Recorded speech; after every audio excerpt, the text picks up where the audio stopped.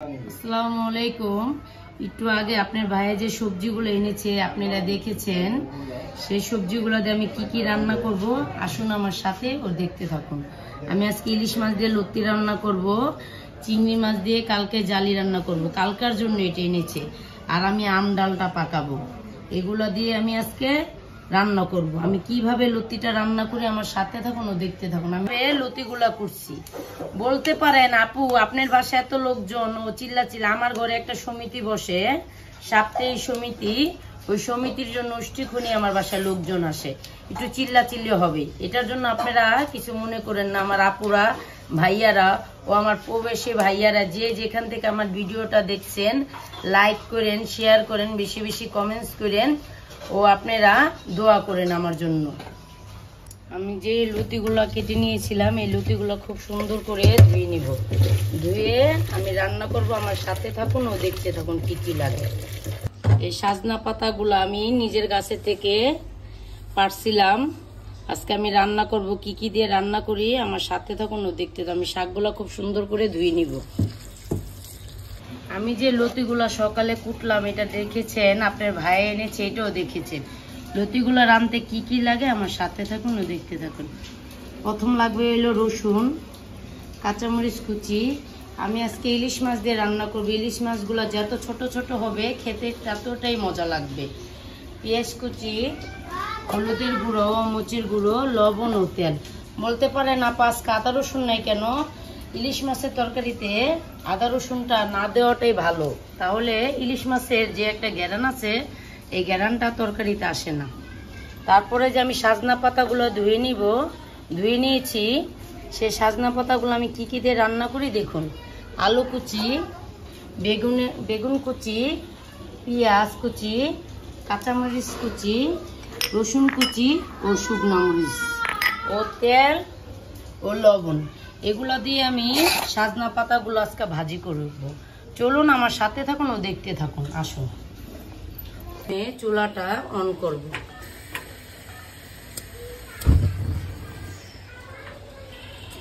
আমি ফ্রাই প্যানটা বসিয়ে দিব শাকের জন্য। পরিমাণ মতন আমি তেলটা দিয়ে দিব। তারপর আমি যেই রসুনগুলা শাকের জন্য রেখেছি রসুনগুলা দিয়ে দিব। পেঁয়াজ কুচিটা দিয়ে দিব।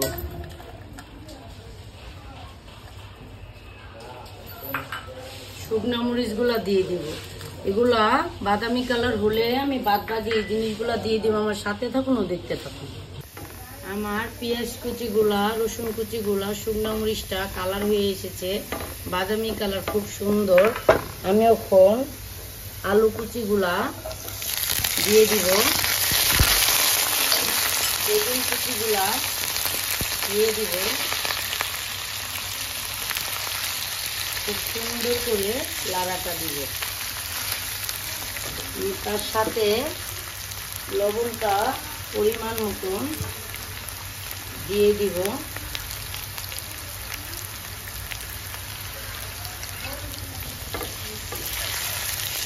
দিয়ে একটু লাড়া দিব। আমার সাথে থাকুন ও দেখতে থাকুন। আমি যে সজনা পাতাগুলা ধুয়ে নিয়েছি সজনা পাতাগুলো আমি বেগুন কুচি ও আলু কুচির ভিতরে দিয়ে দিলাম। বলতে পারেন যে আপা কখনো তো দেখিনি বেগুন দিয়ে শাক খায়, খেয়ে দেখবেন খুবই মজা, মাশাআল্লাহ। না খেলে কখনো বুঝতেই পারবেন না। এই শাকটা একটু মানে নুলাম হয় কম, বেগুনটা আর আলুটা দিলে দেখা যায় শাকটা একটু লতর পতর হয়, তাহলে শাকটা খেতে ভারী মজা লাগে। আমার সাথে থাকুন ও দেখতে থাকুন। আমার শাকটা কি পরিমাণের হয়েছে আমার সাথে চলুন ও দেখতে থাকুন। আমার শাকটা মজে একটুখানি হয়ে গেছে, খুব সুন্দর হয়েছে মাশাআল্লাহ। আর মিনিটের জন্য শাকটা ঢেকে দিব সম্পূর্ণ হওয়ার জন্য। আমার সাথে থাকুন। আমার শাকটা কি পরিমাণের হয়েছে আমার সাথে চলুন দেখবেন।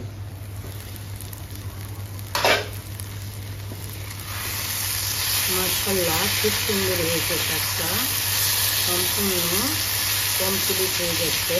আমি শাকটা এখন নামিয়ে একটা তেলাতে বেড়ে নেব। আমার সাথে থাকুন, দেখতে থাকুন। শাকগুলো আমি এখন খুব সুন্দর করে বেড়ে নিব একটা ছোট্ট তেলাতে। আমার সাথে থাকুন ও দেখতে থাকুন। এখন ফ্রাই প্যানটা বসিয়ে দিব আমার লতির তরকারিটা রান্নার জন্য। আমি চুলাটা অন করে গ্যাসটা দিয়ে দিব।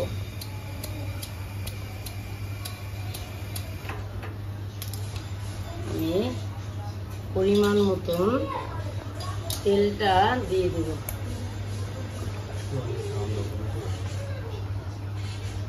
আমি কাঁচামরিচ কুচি ও পেঁয়াজ কুচিগুলো দিয়ে দিব।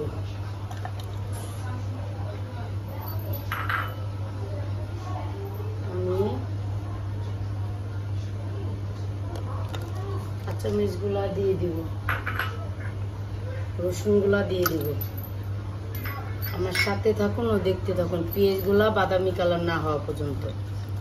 আমার পেঁয়াজটা ও কাঁচামরিচটা হালকা হালকা ভাজা হয়ে গেছে। আমি এটার ভিতরে আমার মাছগুলা দিয়ে দিব, লতির জন্য যে মাছগুলা করছি।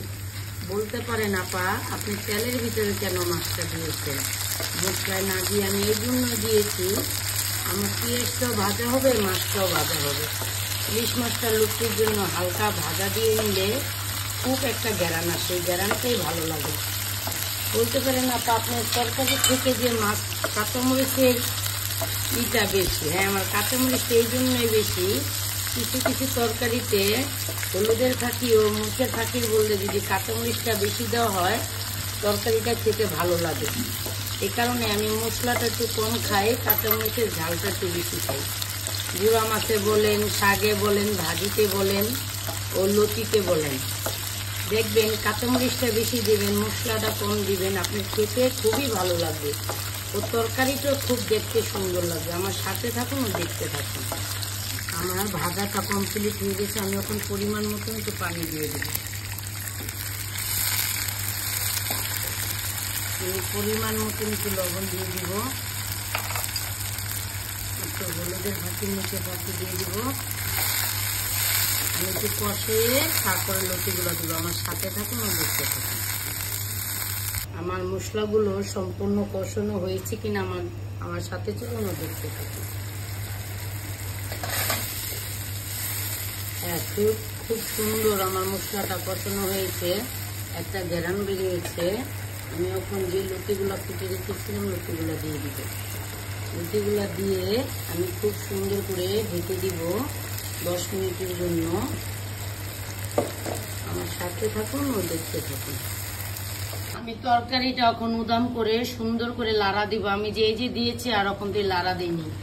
দেখুন তরকারিটা আমার সম্পূর্ণ কষানো হচ্ছে।